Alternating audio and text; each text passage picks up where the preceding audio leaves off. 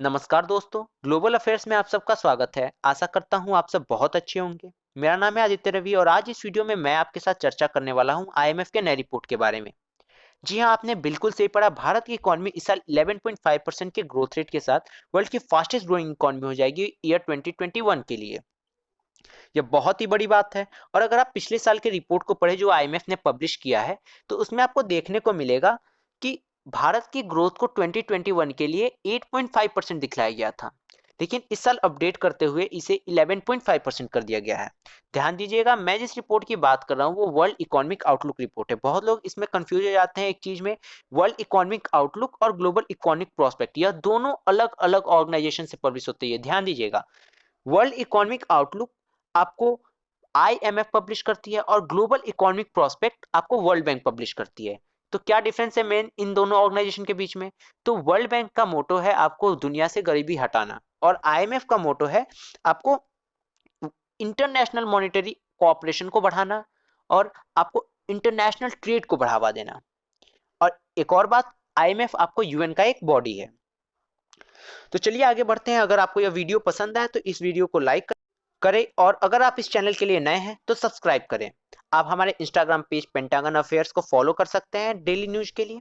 तो चलिए अब आगे बढ़ते हैं। वर्ल्ड इकोनॉमिक आउटलुक रिपोर्ट क्या है? तो वर्ल्ड इकोनॉमिक आउटलुक रिपोर्ट आपको एक समरी देता है कि एक साल में क्या क्या डेवलपमेंट हुआ है इकोनॉमी में, क्या रिसेशंस आए हैं, क्यों इकोनॉमी किसी की बढ़ी है, क्यों गिरी है। आपको यह साल में 2 बार प्रोवाइड की जाती है। फर्स्ट रिपोर्ट आपको आता है अप्रैल में और सेकंड रिपोर्ट आता है अक्टूबर में।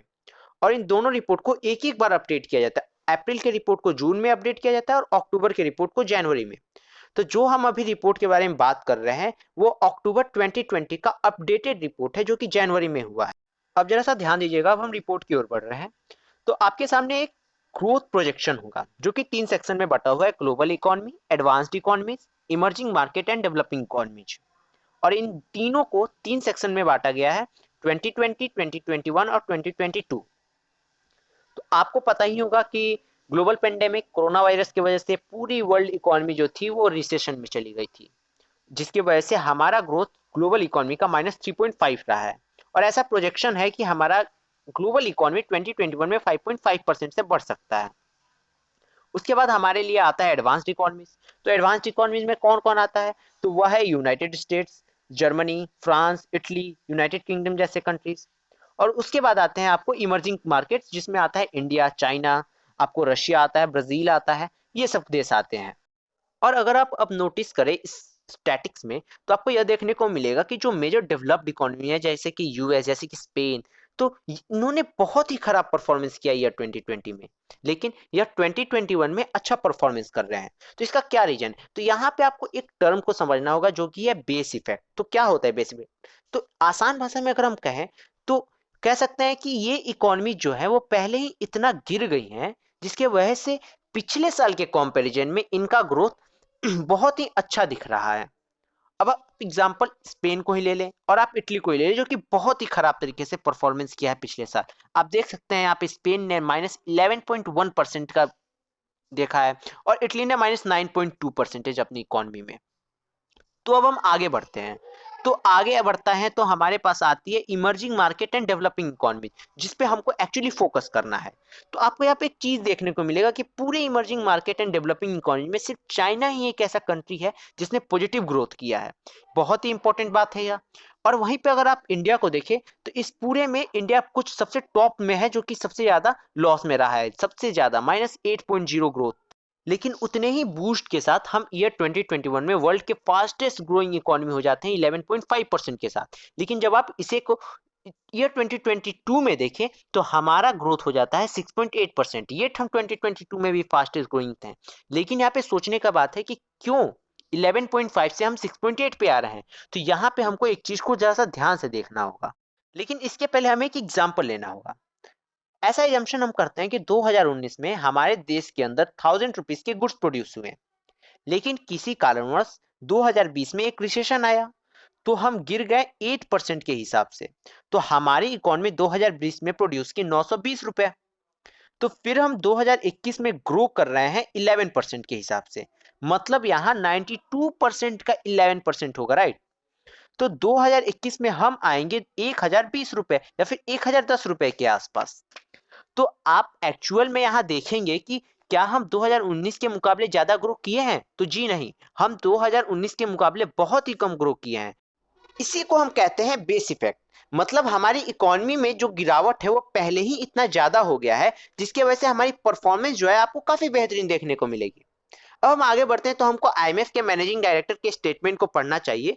तो उनका कहना है कि भारत ने बहुत ही अच्छे एक्शंस लिए लॉकडाउन में, बहुत ही डिसाइसिव एक्शन लिए, और उन्होंने गवर्नमेंट की सराहना भी की जिस तरीके से गवर्नमेंट ने इतने बड़े पॉपुलेशन को एक अच्छे तरीके से मैनेज किया।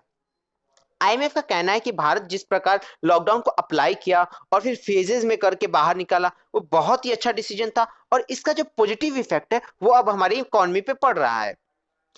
इसके अलावा अब आप यह सोच रहे होंगे कि क्या हम इस ग्रोथ प्रोजेक्शन से ऊपर भी जा सकते हैं? क्या यह ग्लोबल प्रोजेक्शन जो है वो गिर भी सकता है? जी हाँ, लेकिन अच्छे के साथ साथ यहाँ पर प्रॉब्लम्स और रिस्क भी हैं जिनको हम आगे डिस्कस करेंगे। अब आपको यहाँ पर एक खास मैटर पे ध्यान देना होगा, जो कि है लॉस। 2020 की वजह से हमने क्या लॉस किया?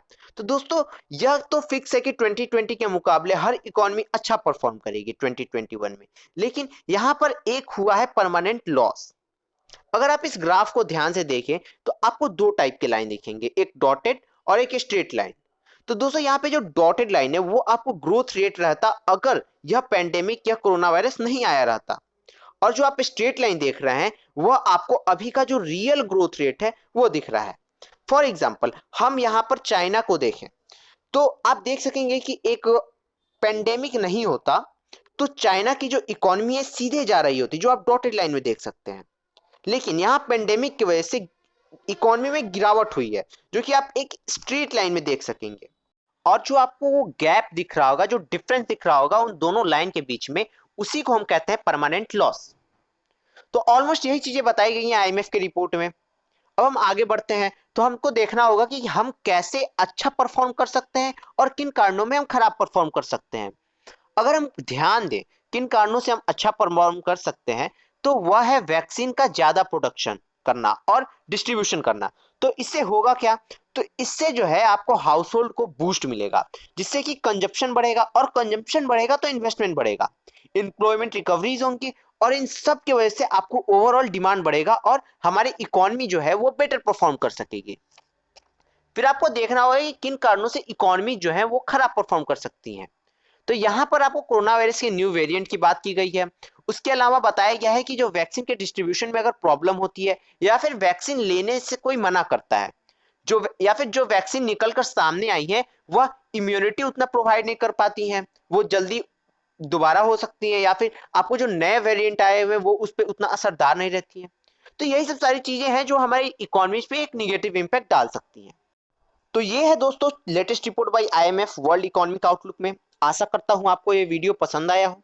चैनल के रेगुलर अपडेट के लिए आप हमें सब्सक्राइब कर सकते हैं, और आप हमें इंस्टाग्राम पेज पे फॉलो भी कर सकते हैं। धन्यवाद।